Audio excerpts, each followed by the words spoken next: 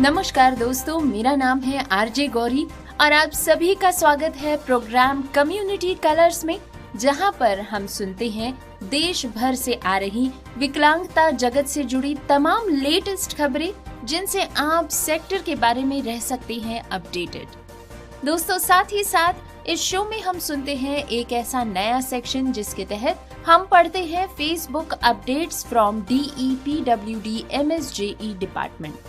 दोस्तों, आपका प्यार और प्रोत्साहन हमें लगातार मिल रहा है आपके सुझावों के माध्यम से, आपके कमेंट्स के माध्यम से, आपके ईमेल्स आ रहे हैं और आपके फोन कॉल्स के माध्यम से, जिसके लिए हम आपका तहे दिल से शुक्रिया करते हैं और कोशिश करते हैं कि इस प्रोग्राम की गुणवत्ता बनाए रखें, इसकी दिशा सही रखें और ऑथेंटिक जानकारी आप तक पहुंचाते रहें। दोस्तों, अगर आप रेडियो उड़ान को वेबसाइट के माध्यम से सुन रहे हैं, इसका मतलब आप रेडियो उड़ान की वेबसाइट www.radioudan.com पर जाकर प्ले बटन दबाकर इसे सुन रहे हैं, तो यहाँ पर आपको लाइव स्ट्रीमिंग सुनने को मिलता है। साथ ही साथ अगर आप चाहते हैं रेडियो उड़ान की ऐप डाउनलोड करना, तो ये प्ले स्टोर और ऐप स्टोर दोनों पर ही उपलब्ध है।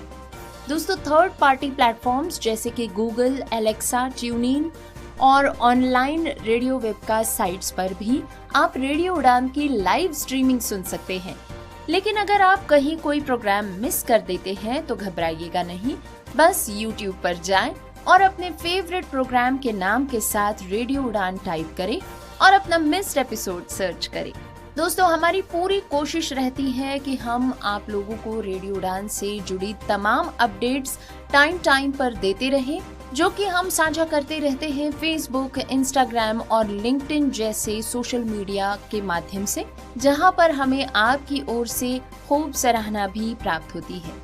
दोस्तों, हाल ही के दिनों में जैसा हम सभी देख रहे हैं कि वातावरण में कुछ अनोखे बदलाव हम महसूस कर रहे हैं। बारिश के दिन खत्म होने आए हैं और साथ ही आने वाला है ठंड का मौसम, जो अपने साथ लेकर आएगा कई सारे फेस्टिवल्स भी। तो हम आशा करते हैं कि इन फेस्टिवल्स के लिए, इन उत्सवों के लिए आपने अपनी तैयारी शुरू कर दी होगी।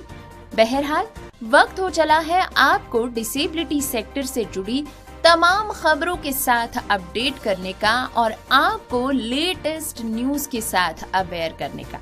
तो बिना समय गवाए आइए शुरू करते हैं आज का प्रोग्राम कम्युनिटी कलर्स। शुरुआत करते हैं हेडलाइंस से।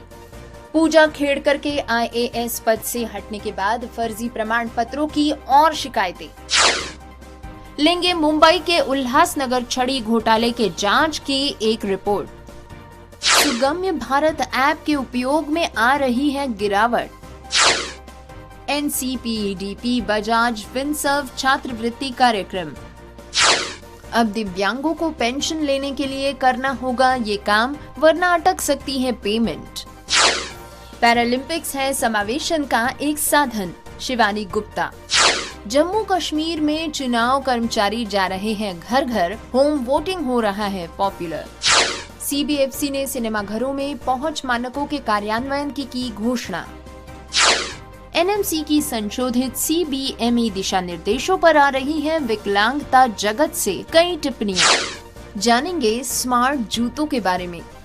प्रोग्राम कम्युनिटी कलर्स में अभी आपने सुनी आज के शो की हेडलाइंस। प्रोग्राम में अब समय हो चला है आगे बढ़ने का, तो बिना वक्त गवाए आइए सुनते हैं डिटेल्ड न्यूज बुलेटिन।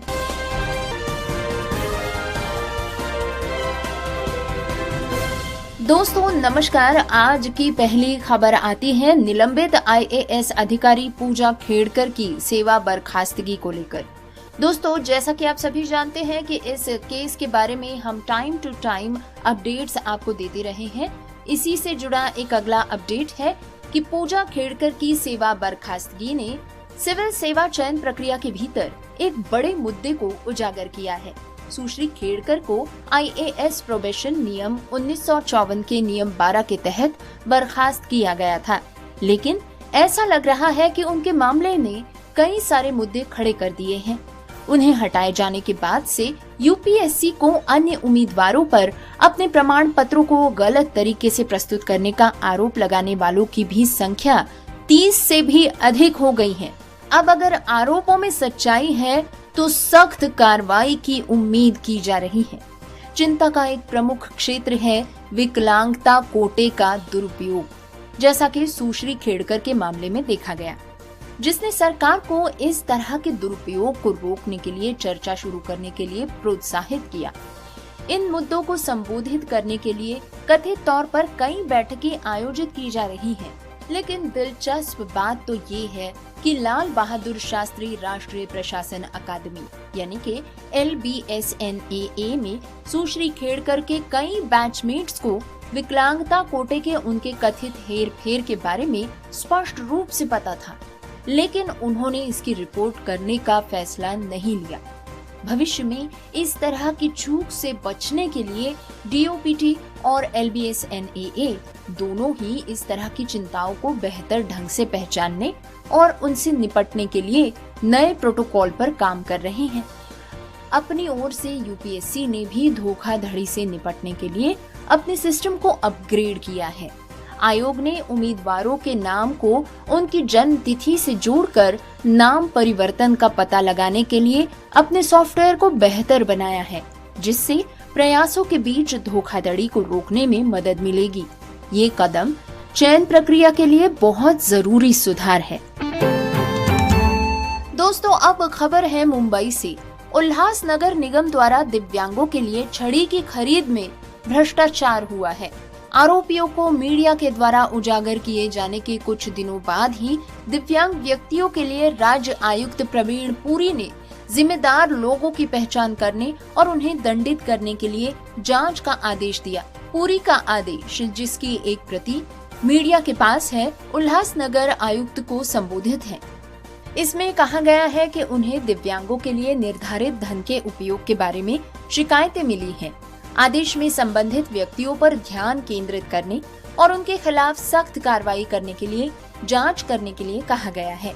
अधिवक्ता स्वप्निल पाटिल, कार्यकर्ता और प्रहार जनशक्ति पार्टी के ठाणे जिला अध्यक्ष, जिन्होंने इस मुद्दे को प्रकाश में लाया है, ने कहा है कि ये घोटाला दिव्यांग लोगों के अधिकारों का एक बड़ा उल्लंघन है, क्योंकि उन्हें स्मार्ट स्टिक और नियमित बेड जैसे आवश्यक सहायक उपकरणों से वंचित किया गया है।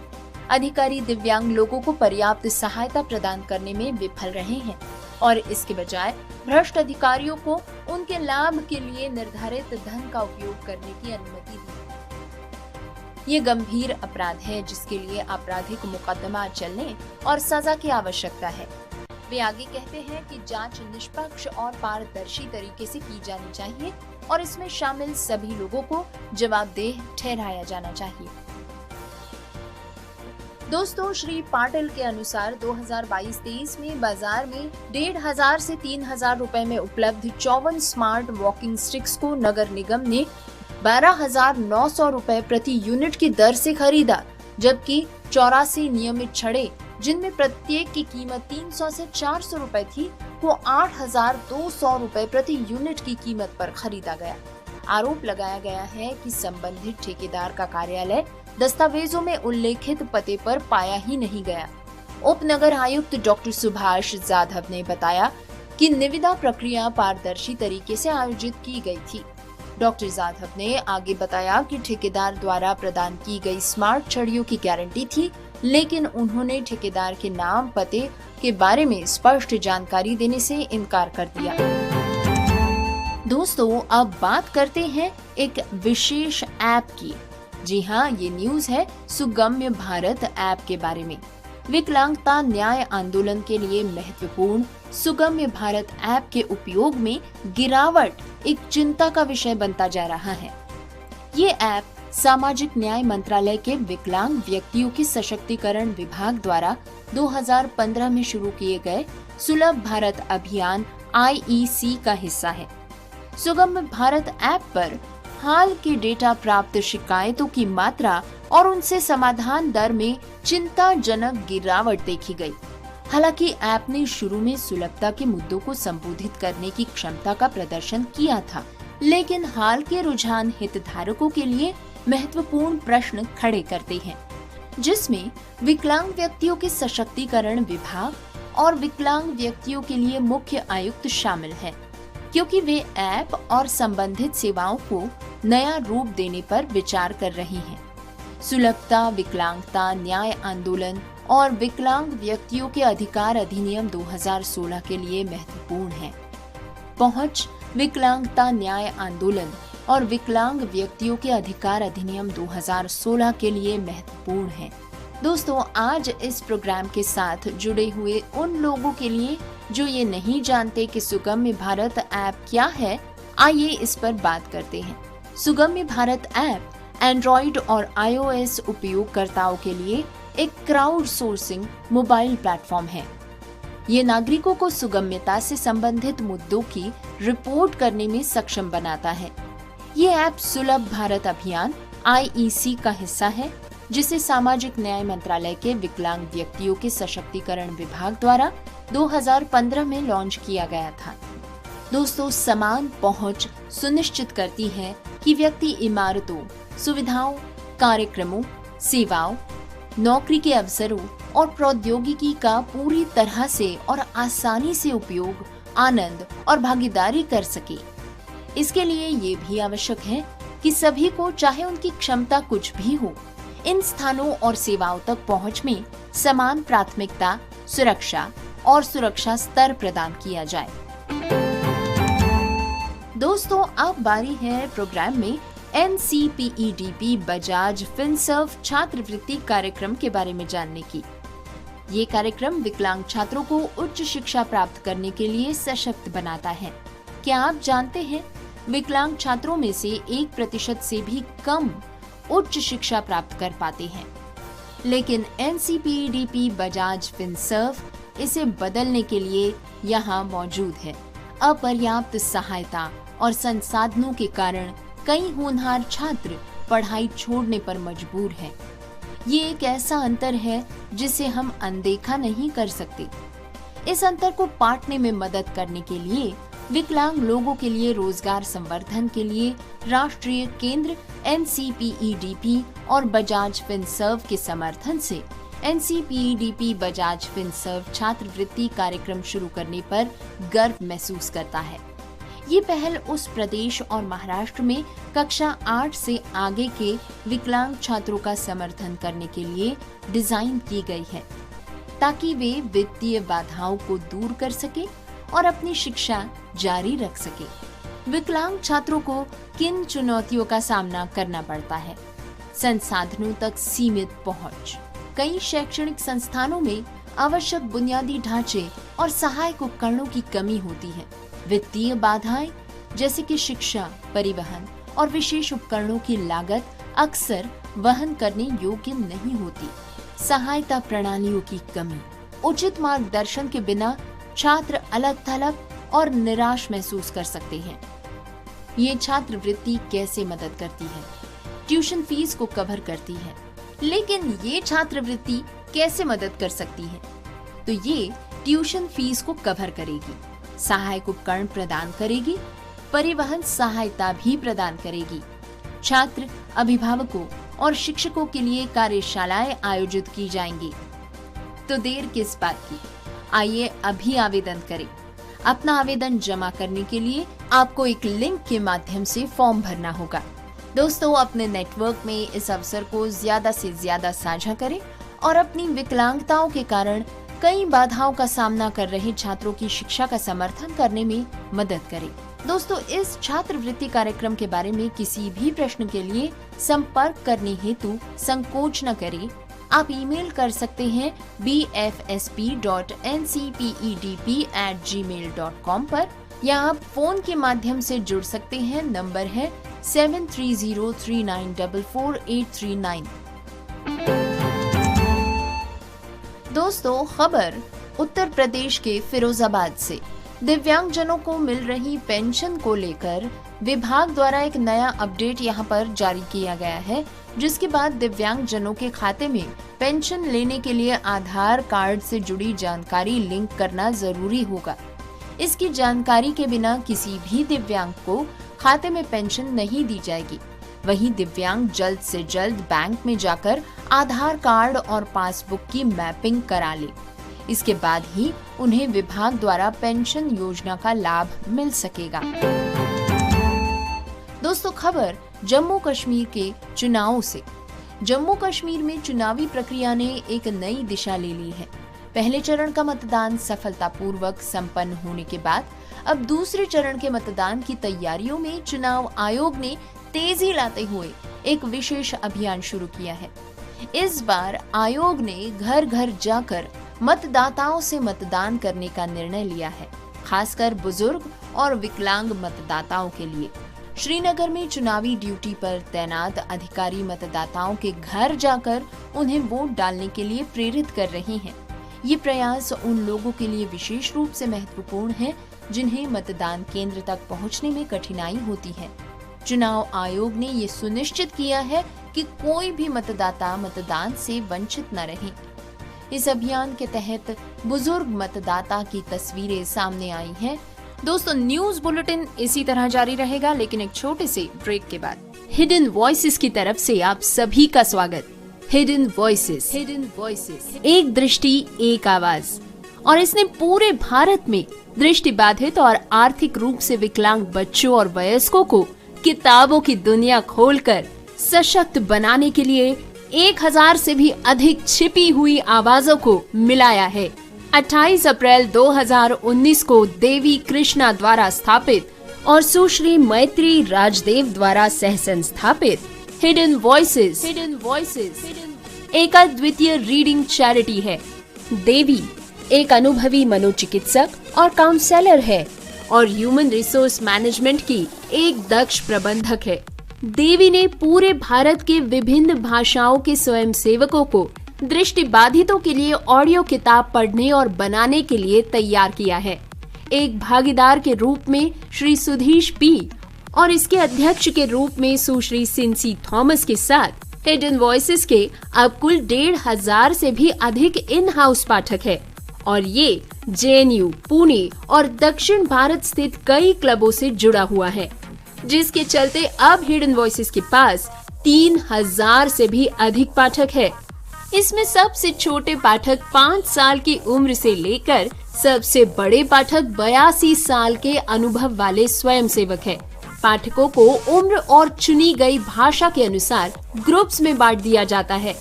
हिडन वॉइसेस के पास अब लगभग 20 भाषाओं में जानकारी पूर्ण और काल्पनिक दोनों ही तरह की पुस्तकों की एक सूची तैयार है। इन ऑडियो पुस्तकों का उपयोग विभिन्न संस्थानों और समूहों जैसे कि Fergusson college Pune, Lit the Light, Dyuti, Madras club आदि द्वारा किया गया है। इस कार्यक्रम ने 50,000 से भी अधिक लोगों की जिंदगी को समृद्ध बनाया है। अधिक जानकारी के लिए हमें ईमेल करें hiddenvoices2020@gmail.com पर। ब्रेक के बाद आप सभी का स्वागत है। न्यूज बुलेटिन जारी है, बढ़ते हैं अगली खबर की ओर।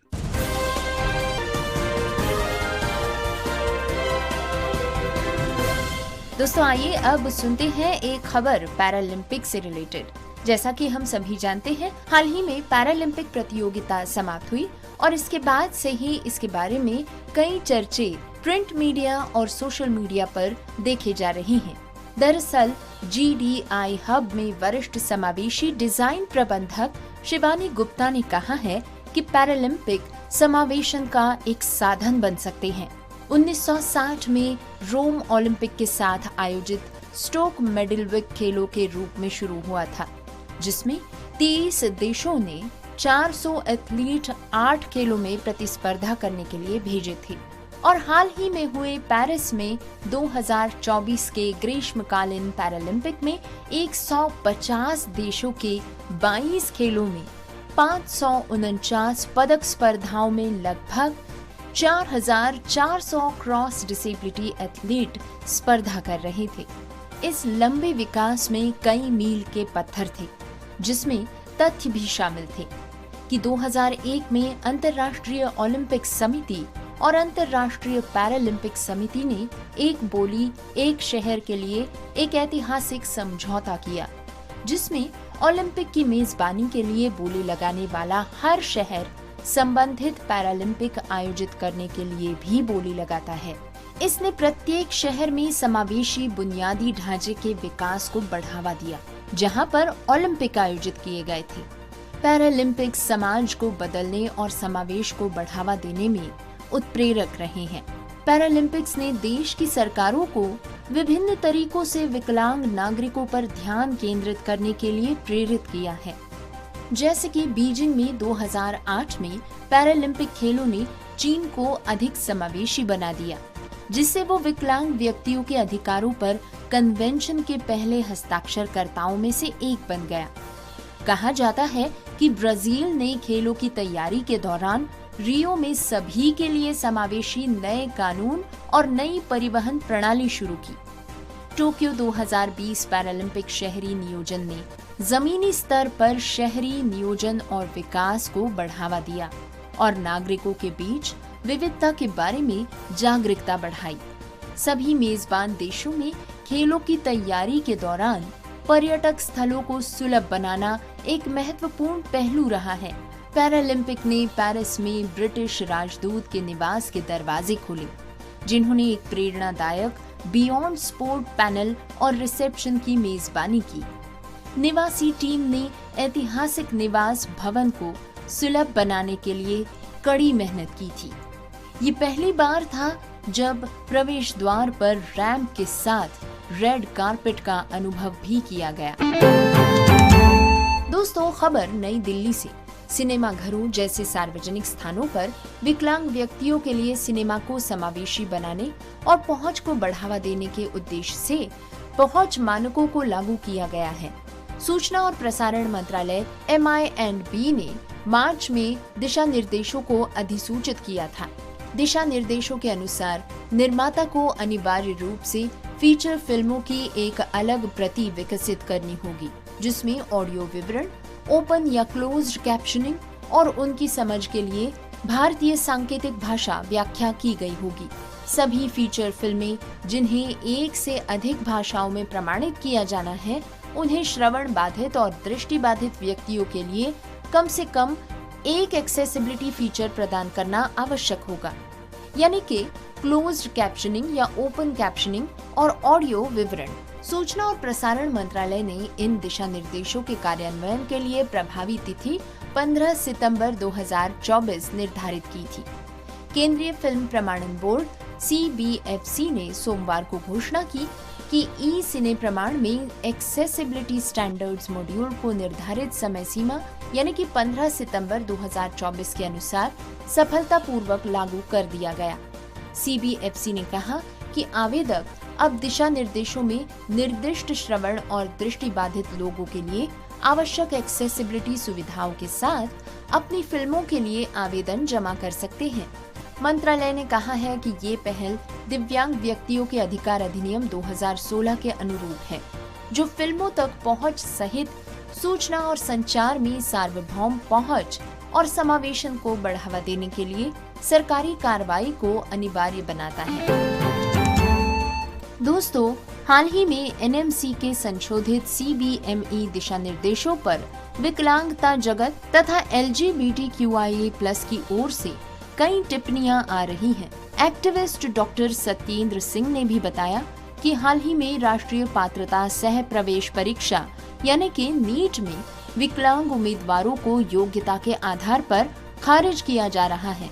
इन दिशा निर्देशों के माध्यम से चिकित्सा शिक्षा को बढ़ाने के लिए बनाया गया योग्यता आधारित चिकित्सा शिक्षा यानी CBME कार्यक्रम पहली बार 2019 में शुरू किया गया था।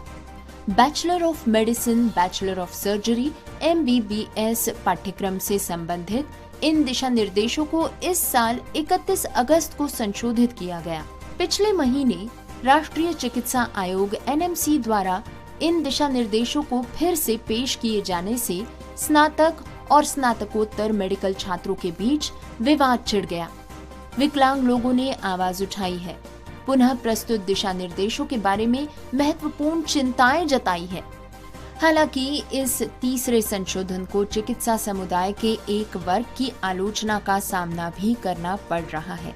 एजेंट्स ऑफ चेंज के संस्थापक तथा UCMS एवं GBT अस्पताल दिल्ली में फिजियोलॉजी के निदेशक प्रोफेसर डॉक्टर सत्येंद्र सिंह ने सामाजिक न्याय एवं अधिकारिता मंत्रालय MSJE के केंद्रीय मंत्री को पत्र लिखा, जो विकलांग व्यक्तियों के अधिकार अधिनियम RPDA 2016 के तहत विकलांगता पर केंद्रीय सलाहकार बोर्ड तथा ट्रांसजेंडर व्यक्तियों का संरक्षण अधिनियम 2019 के तहत राष्ट्रीय ट्रांसजेंडर व्यक्तियों की परिषद के अध्यक्ष भी हैं, जिनमें उन्होंने नए दिशा निर्देशों पर अपना असंतोष व्यक्त किया।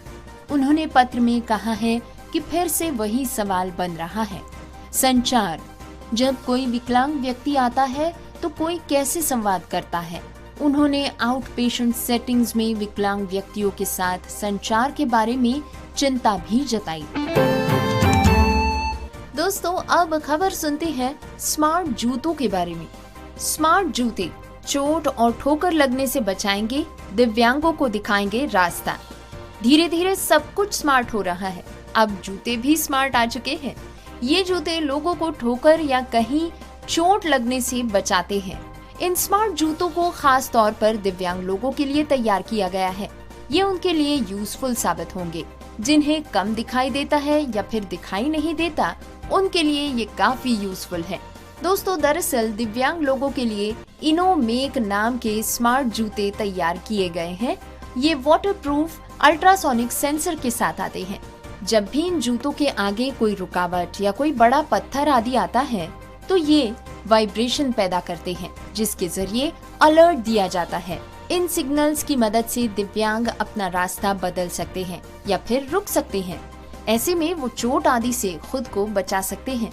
दिव्यांग लोगों को कई बार सड़क या किसी अन्य लोकेशन पर चलने फिरने में काफी परेशानी का सामना करना पड़ता है।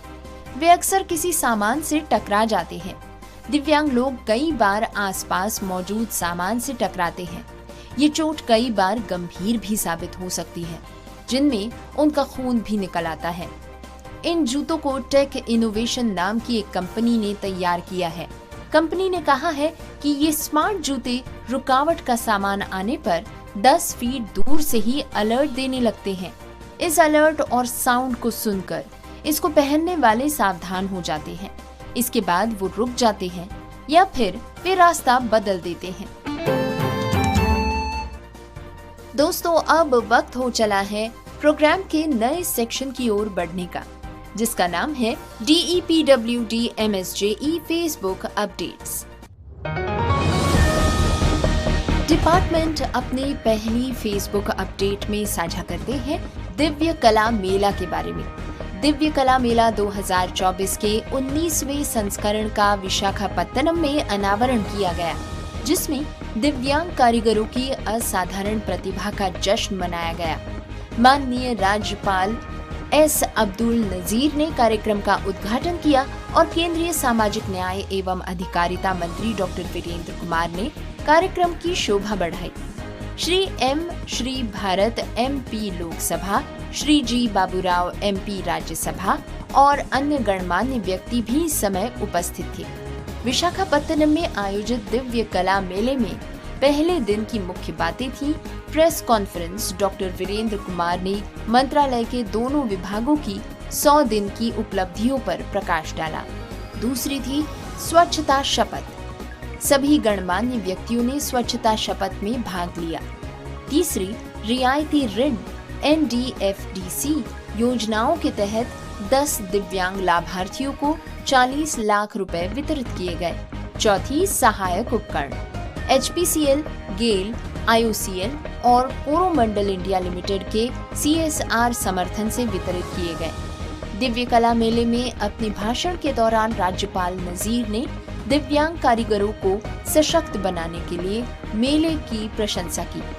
डॉक्टर वीरेंद्र कुमार ने दिव्यांग जनों की प्रतिभा को प्रदर्शित करने में मंच की भूमिका पर जोर दिया और कहा कि दिव्य कला मेला, दिव्य कला शक्ति, नौकरी मेले और ऋण मेले जैसे आयोजन दिव्यांग जनों को सीमाओं से परे सशक्त बनाते हैं। दोस्तों, अपनी अगली पोस्ट में डिपार्टमेंट दिव्य कला मेला के बारे में पोस्ट करते हुए अधिक जानकारी देते हुए बताते हैं कि ये 100 से भी अधिक दिव्यांग उद्यमियों के शिल्प कौशल और उत्पादों से सजा शानदार मेला है। ये 19 से लेकर 29 सितंबर 2024 तक प्रातः 11 बजे से रात्रि 9 बजे तक AU मरीन ग्राउंड विशाखापत्तनम में आयोजित किया जा रहा है। अपनी अगली पोस्ट के तहत डिपार्टमेंट साझा करते हैं कि 17 सितंबर 2024 को माननीय केंद्रीय सामाजिक न्याय एवं अधिकारिता मंत्री डॉक्टर वीरेंद्र कुमार जी ने बुलंदशहर में सामाजिक अधिकारिता शिविर का उद्घाटन किया। इस अवसर पर डॉक्टर वीरेंद्र कुमार ने डिजिटल मीडिया के माध्यम से विभिन्न आकांक्षी ब्लॉकों और स्थानों पर आयोजित किए जा रहे शिविरों का वर्चुअल उद्घाटन भी किया। ये कार्यक्रम दिव्यांग जनों के सशक्तिकरण की दिशा में एक महत्वपूर्ण कदम है। शिविर का आयोजन सामाजिक न्याय एवं अधिकारिता मंत्रालय के दिव्यांग जन सशक्तिकरण विभाग MSJEDEPWD द्वारा एलिम्को भारतीय कृत्रिम अंग निर्माण निगम के सहयोग से किया गया था। शिविर का उद्देश्य दिव्यांग जनों को सशक्त और स्वतंत्र बनाना है। #ADIP योजना के तहत 9,000 से भी अधिक पूर्व चिन्हित दिव्यांग लाभार्थियों को विभिन्न श्रेणियों से मुफ्त सहायक उपकरण प्रदान करना है। कार्यक्रम की विशेषता ये है कि इसे देश भर के अन्य शिविरों से डिजिटल रूप से जोड़ा गया था, जिसका लाभ भारत भर के आकांक्षी ब्लॉक्स में स्थित दिव्यांगजनों को मिल सका। ये प्रयास सरकार और एलिम्को की प्रतिबद्धता का प्रतीक है, जो दिव्यांग लोगों के जीवन को अधिक सशक्त और सुविधाजनक बनाने की दिशा में लगातार काम कर रही है। इस पहल ने न केवल दिव्यांग लोगों के आत्मविश्वास को बढ़ाया है, बल्कि उन्हें समाज की मुख्यधारा में शामिल होने के लिए नया मंच भी प्रदान किया है। साथ ही इस अवसर पर माननीय केंद्रीय मंत्री द्वारा स्वच्छता पखवाड़े के दृश्य समारोह में उपस्थित सभी लोगों के सामने साझा किए गए। दोस्तों, अगली पोस्ट में DEPWD MSJE साझा करते हैं अपनी स्वच्छता पखवाड़े के कार्यक्रम के बारे में। वे लिखते हैं, स्वच्छता प्रकृति, स्वच्छता संस्कृति। आज दिव्यांग जन सशक्तिकरण विभाग MSJE सचिव श्री राजेश अग्रवाल ने स्वच्छता पखवाड़े की शुरुआत करते हुए सभी अधिकारियों और कर्मचारियों को स्वच्छता की शपथ दिलाई।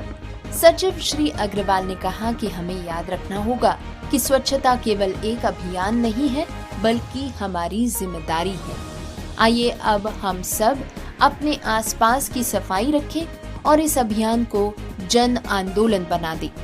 दोस्तों, इसी के साथ डिपार्टमेंट ने स्वच्छता शपथ का एक फोटो भी साझा किया है, जिसे पढ़ते हुए डिपार्टमेंट के सभी अधिकारी एक फोटो में नजर आते हैं। अगली पोस्ट में डिपार्टमेंट बताते हैं कि सशक्त दिव्यांग जन समर्थ भारत इस पहल के तहत 17 सितंबर 2024 को देश भर में 75 स्थानों पर सामाजिक अधिकारिता शिविरों के माध्यम से दिव्यांग जनों को निःशुल्क सहायक उपकरणों का वितरण किया गया।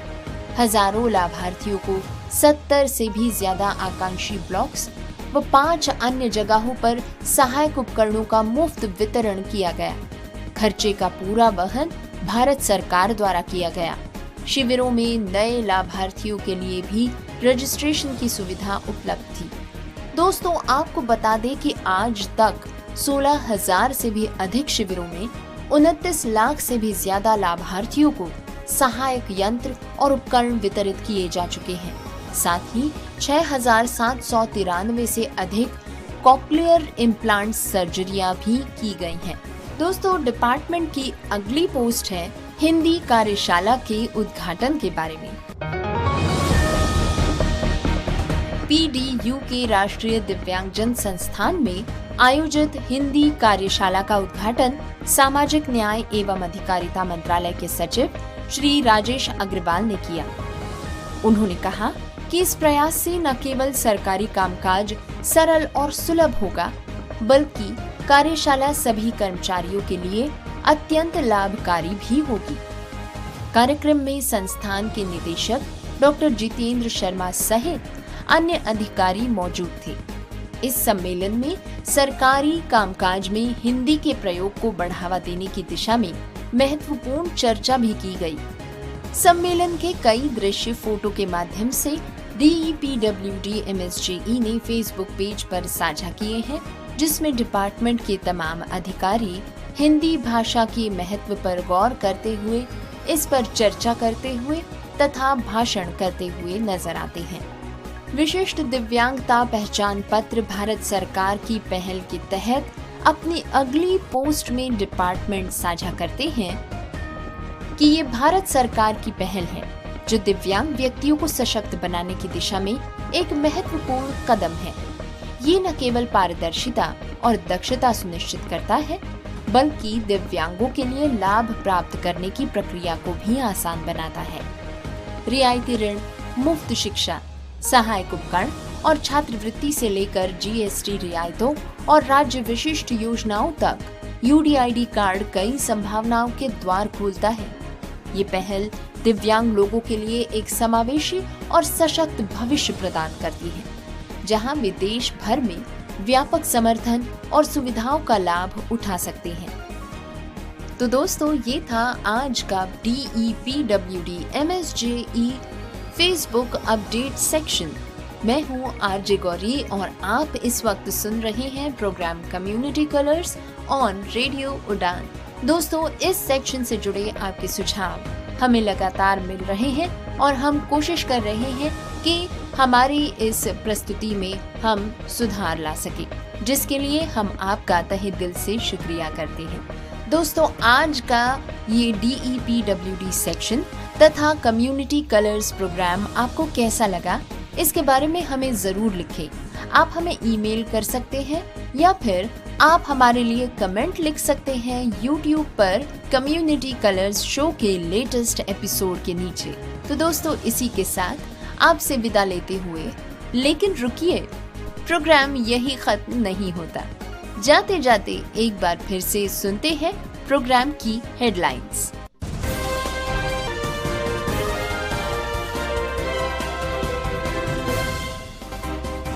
पूजा खेड़कर के IAS पद से हटने के बाद फर्जी प्रमाण पत्रों की और शिकायतें। लेंगे मुंबई के उल्लासनगर छड़ी घोटाले के जांच की एक रिपोर्ट। सुगम्य भारत ऐप के उपयोग में आ रही है गिरावट। NCPEDP बजाज फिनसर्व छात्रवृत्ति कार्यक्रम। अब दिव्यांगों को पेंशन लेने के लिए करना होगा ये काम, वरना अटक सकती है पेमेंट। पैरालंपिक्स है समावेशन का एक साधन, शिवानी गुप्ता। जम्मू कश्मीर में चुनाव कर्मचारी जा रहे हैं घर घर, होम वोटिंग हो रहा है पॉपुलर। CBFC ने सिनेमाघरों में पहुंच मानकों के कार्यान्वयन की घोषणा। NMC की संशोधित CBME दिशा निर्देशों पर आ रही हैं विकलांगता जगत से कई टिप्पणियां।